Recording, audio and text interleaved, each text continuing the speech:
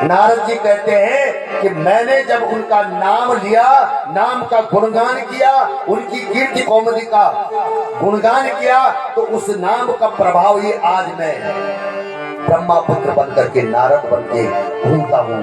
तभी बीना पे उनके गीत गाता रहता हूँ। मानवों में जाऊं, दानवों में जाऊं या देवताओं में जाऊं, हर जगह मेरी पूजा होती है।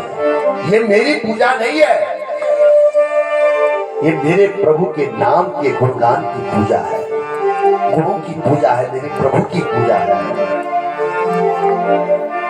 इस बीना में उन्हीं के नाम का गुणगान करता रहता हूँ कि देवदत्तां निमां बीना स्वर ब्रह्मा विभूषितां मूर्छयित्वा हरि कथा गायमान इस चराचर जगत में उन्हीं के नाम का प्रचार करता रहता हूँ, घूमता रहता हूँ। व्यास जी, इसलिए आपसे निवेदन है कि आप भी गोविंद के गुणगान को गाओ, उनके कीर्ति कौमुदी का विस्तार करो।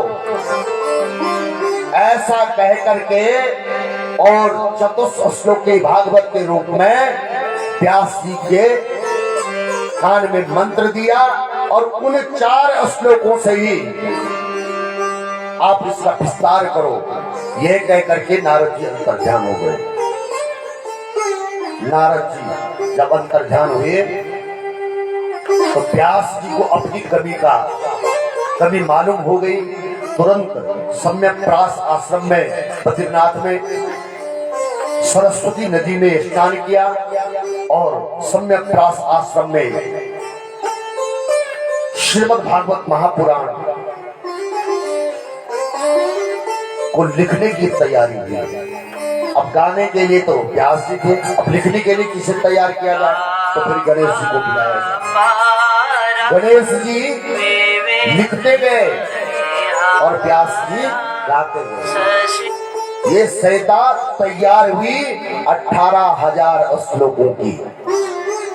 श्रीमद् भागवत महापुराण की संहिता